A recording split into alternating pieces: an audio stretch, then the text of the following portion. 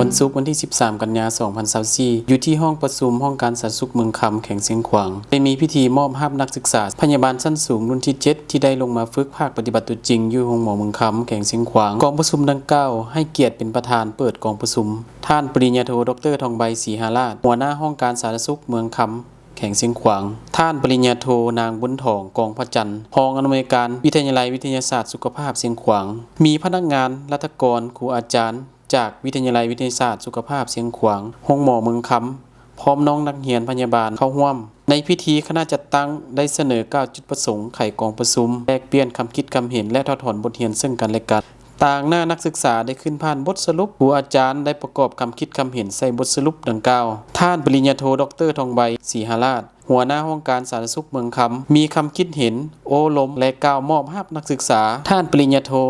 นางบุญทองกองพระจันทร์รองอำนวยการวิทยาลัยวิทยาศาสตร์สุขภาพเสียงขวางก็ได้กล่าวรับนักศึกษาที่ได้ลงมาฝึกภาคปฏิบัติจริงอยู่ห้องหมอเมืองคำพร้อมทั้งกล่าวขอบใจแขกที่เข้าร่วมกองประชุมท่านปริญญาโทดร.ทองใบศรีหราชหัวหน้าห้องการสาธารณสุขเมืองคำก็ได้ให้สัมภาษณ์และให้คำคิดคำเห็นชี้ทิศเยียงทางพร้อมทั้งเน้นย้ำถึงการรองรับเอานักศึกษาทุกๆรุ่นที่มาจากวิทยาลัยวิทยาศาสตร์สุขภาพเสียงขวางลงมาฝึกภาคปฏิบัติจริงอยู่ห้องหมอเมืองคำสบายดีข้าพเจ้าดร.ทองใบศรีหราชกรรมการพรรคเมืองหัวหน้าห้องการสาธารณสุขเมืองคำรู้สึกเป็นเกียรติที่ว่าจะได้ให้บรรดาท่านผู้ชมผู้ฟังได้รับรู้ว่าการรับนักศึกษาของห้องหมอชุมชนเมืองคำของเขาซึ่งว่าห้องหมอชุมชนเมืองคำของเขาเป็นหนึ่งใน6ห้องหมอเมืองของแขวงเสียงขวางซึ่งว่าพวกเขาได้เริ่มรับนักศึกษาจากเมื่อก่อนเป็นโรงเรียนสาธารณสุขเสียงขวางปัจจุบันนี้เป็นวิทยาลัยวิทยาศาสตร์สุขภาพเสียงขวางเนาะซึ่งว่า10 กว่าปีแล้วพวกเราได้รับการเอานักศึกษามาฝึกปฏิบัติจริงในทางนี้ซึ่งว่าอันนั้นเป็นหนึ่งภาระบทบาทของโรงหมอเมืองคำของเราที่ว่าในการสร้างบุคลากรแพทย์เนาะในระยะผ่านมานี้ก็ได้รับการไว้เนื้อเชื่อใจจากภาครัฐคันทึงจากววส.เนาะที่ว่าสามารถประเมินโรงหมอของพวกเขาสามารถรับนักศึกษาไว้แล้วก็พวกเขาได้พร้อมกันพัฒนาถอดถอนบทเรียนแต่ละระยะซึ่งว่าพวกเขานี้เป็นโรงหมอเอื้อนว่าเป็นโรงหมอชุมชนกลุ่มเมืองย้อนว่าในใดเมืองคำของเรามี90 บ้านและประชากรก็53,000 กว่านอกจากรับการบริการ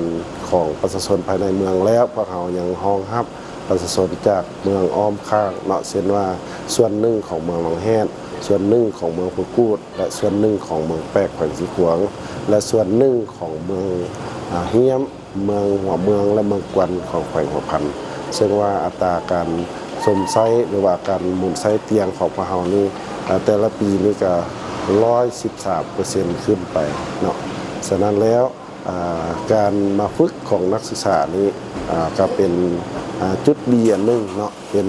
ที่ว่าข้าเจ้าได้มาช่วยเวียกของเราเนาะอันที่สองนี้ครูคลินิกของเราก็คาดด้านจำนวนและปริมาณและคุณภาพเนาะอันนี้ก็เราจะต้องได้อัปเดตข้อมูลความรู้ต่างๆอันที่3สถานที่ฝึกอาจจะคับแคบหรือว่าบ่เพียงพอหรือว่าสถานที่พักเสาในพวกเราได้ให้นักศึกษาได้เศร้าในห้องพักห้องอย่างอยู่ออมแอมโฮหมอของเรานี้อันที่4บรรดาตัวชี้วัดหรือว่าตัวที่บ่บรรลุเนาะบ่บรรลุหมายเขาว่าเฮาเฮ็ดเวียกงานป้องกันเป็นสำคัญฉะนั้นแล้วบางตัวชี้วัดนี้เป็นพยาธิที่ห้าแห่งจะบ่มีหลายเนาะเพราะเราจะ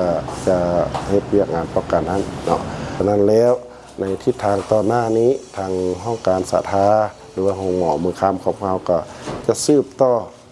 ในการรับนักศึกษามาฝึกปฏิบัติตัวจริงนี้อย่างบ่หยุดยั้ง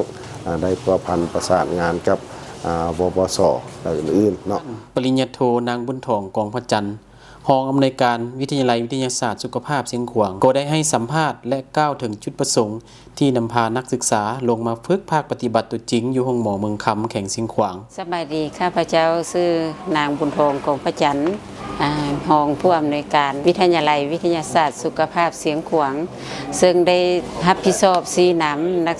การเรียนการสอนทางด้านวิชาการภายหลังที่นักศึกษาได้เรียนจบทฤษฎีอยู่วิทยาลัยของพวกเขาแล้วได้เอาลงฝึกหัด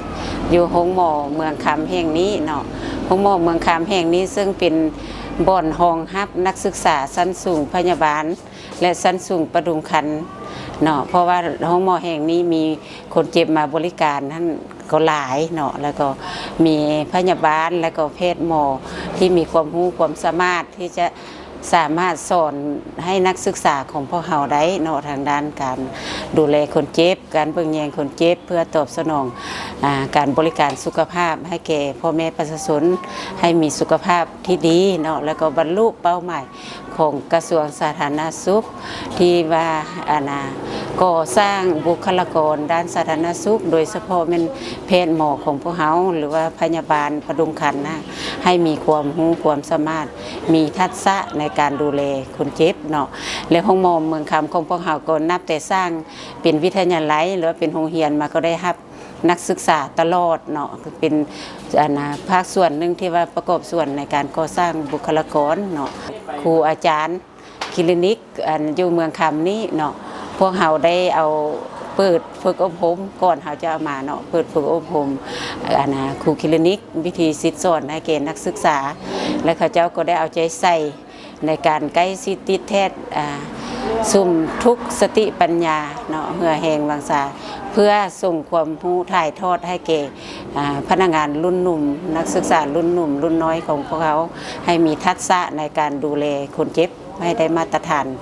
และสามารถเชื่อมโยงกับภาคพื้นสากลได้เนาะและจุดดีของการเอานักศึกษามาลงฝึกหัดของหมอแห่งนี้เนาะผู้อำนวยการหรือว่าคณะห้องการสาธารณสุขตลอดครูอาจารย์และพนักงานทุกคนเนาะได้มีส่วนร่วมเนาะได้เอาใจใส่ในการชี้นำพานักศึกษาลงฝึกหัดเนาะนางสดมณีพรหมสอนคณะพยาบาลห้องหมอเมืองคำก็ได้มีคำคิดคำเห็นฝากถึงน้องๆนักศึกษาที่ลงมาฝึกภาคปฏิบัติตัวจริงอยู่ห้องหมอเมืองคำแข่งเชียงขวางสบายดีข้าพเจ้าซื้อนางสดมณีพรหมสอนที่เป็นคณะพยาบาลอยู่ห้องหมอเมืองคำจุดประสงค์เพื่อสร้างนักศึกษาพยาบาลให้กลายเป็นมืออาชีพเพื่อรับใช้พ่อแม่ประชาชนหมอเมืองคำเฮาได้ให้ความสำคัญให้น้องนักศึกษาทุกๆรุ่นที่ได้ลงมาฝึกปฏิบัติตัวจริงอยู่ห้องหมอเมืองคำขอฝากน้องนักศึกษาทุกคนทุกรุ่นที่ได้นำมาฝึกปฏิบัติอยู่ห้องหมอเมืองคำขอขอบใจท่านนางผิวดาวันมณีจันทร์ครูคลินิกหน่วยงานเด็กน้อยห้องหมอเมืองคำก็ได้ให้คำคิดเห็นเพิ่มเติมแก่น้องนักศึกษาที่ลงมาฝึกภาคปฏิบัติตัวจริงจงตั้งใจค้นคว้าศึกษาเฮียนฮู้เอาวิธีการที่ครูอาจารย์เพิ่นได้ซิดสอนให้เพื่อนำไปหมุนไส้ในต่อหน้าและให้กลายเป็นพยาบาลมืออาชีพสบายดีข้าพเจ้าชื่อผิวดาวันมณีจันทร์เป็นครูคลินิกอยู่แผนกเด็กน้อยห้องหมอชุมชนเมืองคำข้าพเจ้าในนามครูคลินิกอยู่ห้องหมอชุมชนเมืองคำแขนงเด็กน้อยได้ห้ามนักศึกษาที่ว่ามาลงภาคปฏิบัติตัวจริงอยู่หมอชุมชนเมืองคำก็คือห้ามนักศึกษาเข้ามาในตึกนิเทศนักศึกษาแล้วก็ในการสอนนักศึกษานี้ก็คือเวลาที่นักศึกษาลงมานี่เขาจะมีสอนภาคปฏิบัติตัวจริงคือซักยากันพยาธิสองมามีซักยาเด็กเจ็บอยู่ในตึกเนาะแล้วก็มีต้อนรับเด็กแดงคือที่ว่าเด็กเกิดอยู่ประสูติเข้ามาต้องเป็นกวดเด็กดีที่ก่อนกลับบ้านท่านนางพวงมลีบุตรพวงศ์ก็ยังได้เน้นย้ำถึงนักศึกษาทุกๆคนทุกๆรุ่นที่ได้ลงมาฝึกภาคปฏิบัติตัวจริงอยู่ห้องหมอเมืองคำจงได้เอาใจใส่และเรียนรู้ควบคู่กับการฝึกปฏิบัติภาคตัวจริงให้มีความสำนิสำนานต่อวิชาชีพของตนที่ได้เรียนมาสบายดีข้าพเจ้าชื่อนางพวงมลีบุตรพวงศ์เนาะที่เป็นครูสอนที่เป็นครูคลินิกสอนนักเรียนอยู่ในตึกห้องฟักทองห้องวางแผนครอบครัวของพวกเฮาเนาะทุกมื้อเนาะที่ได้สอนนักเรียนวันจันทร์ถึงวันศุกร์เนาะก็ได้ซิดสอนตามที่บ้านของโรงเรียนเฮาบางอ้อขนาดเนาะยาเม็ดยาซักยาฝังห่วงถุงยางอนามัยแล้วก็กวดท้องไปตามขั้นตอนเนาะแล้วก็แยกแม่มานให้มันได้ที่ว่าเป็นแม่เสี่ยงภัยเนาะเป็นแม่เสี่ยงภัยแล้วก็แม่บ่เสี่ยงภัยแม่ปกติขนาดเนาะฝากท้องแล้วก็แนะนำกินยา อันแคลเซียมแล้วก็กินยาธาตุเหล็กเนาะแล้วก็ได้สร้างเอโก้กวดเลือดเฮ็ดตามขั้นตอนที่ว่ากุลระเบียบของเฮาออกมาหั่นแหละเนาะตามปึ้มสีบวกทุกขั้นตอนเนาะได้เทียบสีเทียบคิดไล่บีมไอแม่มานทุกมื้อเนาะแล้วก็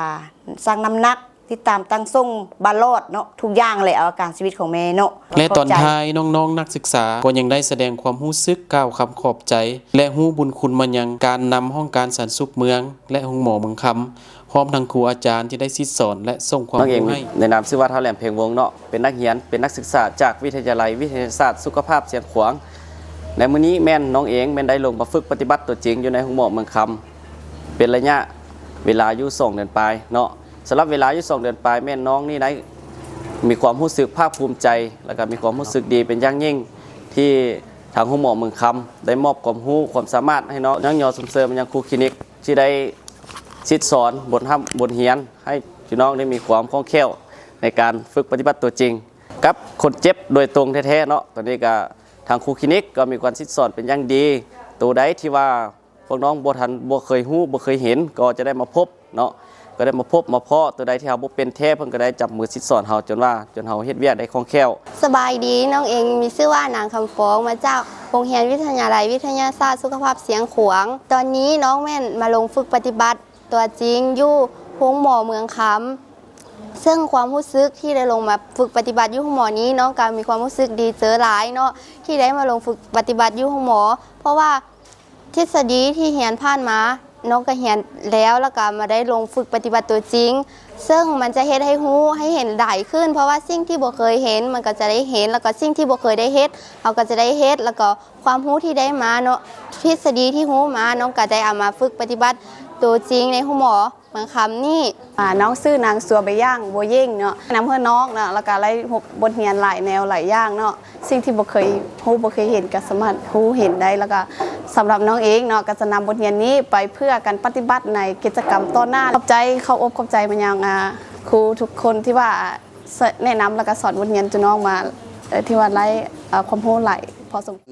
น้องเองชื่อว่าท้าวไสพรสายพวมี เป็นนักศึกษามาจากโรงเรียนวิทยาลัยวิทยาศาสตร์สุขภาพเสียงขวางรู้สึกภาคภูมิใจ แล้วก็ดีใจที่ว่าได้มาลงฝึกปฏิบัติตัวจริงอยู่ในห้องหมอเมืองคำขอขอบใจอาจารย์ แล้วก็ครูคลินิกอยู่ในห้องหมอชุมชนเมืองคำเนาะที่ว่าได้ถ่ายทอดบทเรียนให้กับพวกน้องความรู้เพื่อว่านำไปปฏิบัติให้เกิดดอกออกผลเนาะก็ขอบใจอย่างสูงที่ว่าเพิ่นได้ถ่ายทอดบทเรียนในครั้งนี้ให้เนาะก็ถือว่าขอบใจ น้องชื่อโบวามาจาก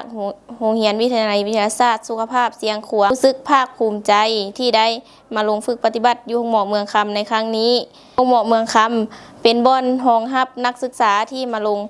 ฝึกปฏิบัติตัวจริงในทุกรุ่นท้ายนี้ก็ขอขอบใจมายังครูคลินิกครูติดตามพนักงานประจำตึกที่ได้ให้ความรู้ สบายดีน้องเองมีชื่อว่านางวาสนาจันทนาไฟเป็นนักเรียนอยู่เป็นนักศึกษาอยู่โรงเรียนวิทยาลัยวิทยาศาสตร์สุขภาพเสียงขวางเรียนจากการฝึกปฏิบัติอยู่โรงหมอเมืองคำนี้น้องก็จะเอาไปนำไซต์ให้เกิดดอกออกผลให้เป็นผลประโยชน์ต่อกับพ่อแม่พี่น้องประชาชนคนเจ็บที่มารับการปิ้นปัวอยู่ในโรงหมอชุมชนหรือเขตให้บริการทางด้านสุขภาพให้ได้ดีที่สุดดีน้องเองมีชื่อว่าท้าวทองลาเป็นนักศึกษามาจากวิทยาลัยวิทยาศาสตร์สุขภาพเสียงขวางซึ่งได้ลงมาฝึกปฏิบัติตัวจริงในโรงหมอชุมชนเมืองคำซึ่งก็คือด้านดีที่ว่าทางโรงหมอเฮาก็คือได้ให้ความร่วมมือ2ก็คือได้เรียนรู้ได้ความรู้หลายอย่างจาก